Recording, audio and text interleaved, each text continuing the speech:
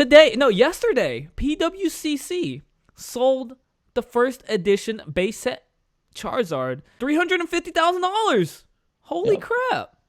I could buy a house. A really nice house. 5-bedroom, 4-bath. With maybe a pool in the back and a deck. I think that's before buyer's premium. No, well, I think it's since it's PWCC, I don't think there is a buyer's premium, so never mind. And then you mentioned that SGC, if I'm not mistaken. SGC is a grading company. Like their equivalent to like a black label is essentially called an MBA, a Michael Baker card.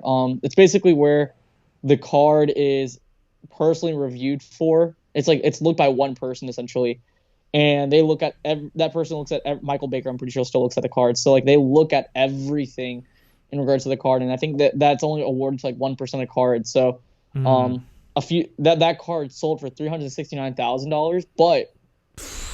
And don't forget to smash the like, guys. It does help my stream out. Sub if you're new. And yeah, we're going to keep it ball rolling. It's kind of interesting. So like when we talk about that, I mean, like when we talk about the market and how things have definitely gone down, we talk about how everything else has gone down. But when we talk about first edition chase cards, they have not gone down, except, I mean, like there's a very few exceptions, right? Like we have a first edition Neo Genesis Lugia. That's basically... well, hold up. Quick shout outs to Tomato Jew. You're the man, Yizzy. Keep it up. Thank you. Appreciate it. All right. Essentially, with first edition Neo Genesis Lugia, that's constantly breaking all time highs. You know that the last one sold for $159,000. And then you have the first edition Shadowless Charizard, which is also an outlier as well. I mean, I believe the last ones before these two sold. The last one sold was like roughly what $280,000. That's before buyer's premium. Right. So it ended up being around $300,000 just for that card. It's crazy with what's going on. From my perspective, like when I look at those high end cards, right, and then we look at smaller cards like. First edition, PSA 10, Evolution Holo Charizard cards, and Reverse Holos, and PSA 10 base set Charizard cards. Yeah. Everything seems to be pretty healthy right now. When we look at cards like that, I thought we were going to see some more bottoming out, and that there's a potential for things to bottom out a little bit more. However, things are going relatively sideways right now, and I think that's a good thing. Yeah. So what do you think about the unlimited Charizard? As we see, it's going lower, like the prices. The last one sold for about $2,000 when it was $7,000, but we also see an upward trend that the first editions are.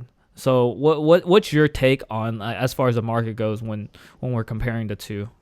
I think right now what's happening is that we're in a buyer's market for sure right now. I think this is a good time to buy stuff right now. I think the whole Logan Paul effect has sort of gone, but not necessarily gone. Like we're seeing prices essentially, we're essentially seeing prices to what they were just before Logan Paul came into the space, slightly beforehand. Like I thought we were going to see PSA 9 base set Charizards go as low as $1,500, but they're still staying relatively strong at that price. So I think we could go a little bit lower, but it's still holding some resistance levels there. In that regard. So like I think we're fine now. I think we're good. I think we're at that stage where we're gonna start growing sideways for like the next couple of months, and then we're gonna go right back at it. 100% agree. We're about on the tail end of it. Like if you go ahead. No, I was about to say where our market is at right now. It's already doubled what the price was prior to the boom. Correct. So that Zard absolutely. was roughly $600, and it's right now selling for about $1,100. So we're at a healthy place in the market right now. It's definitely where it needs to be, and I guess at this point we're probably going to see it start to consistently grow at a healthy pace. Yeah. I mean, like we have a bunch of different things that are going on right now that could cause an uprise in prices again. I mean, like right now we're seeing spikes in gold star values simply because of the fact, like there's many different reasons, but like just a good example just recently is that Steve Aoki just completed his he completed a PSA 10 gold star set. And with that video, it was like an hour live stream, I suppose, but it was an hour long video where they had Randolph, Pokemon Radar, Pokerev, and who else was it?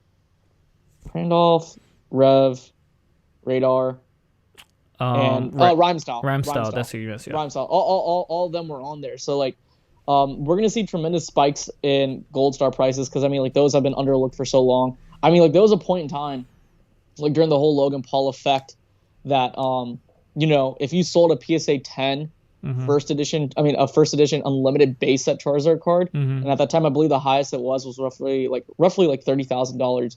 You could buy yourself a PSA 10 Gold Star Rayquaza, which is ridiculous. That's absolutely ridiculous. I remember you telling me earlier that's the move you wanted to make right now. It would be so beneficiary towards your collection. And yeah.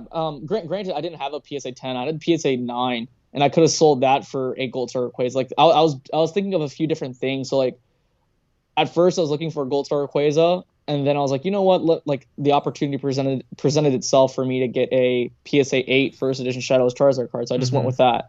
So it's just one of those things. Yeah. So like looking like basically what we're trying to say is like based off recent sold on PSA cards and how it's trending on the market, we're at the tail end.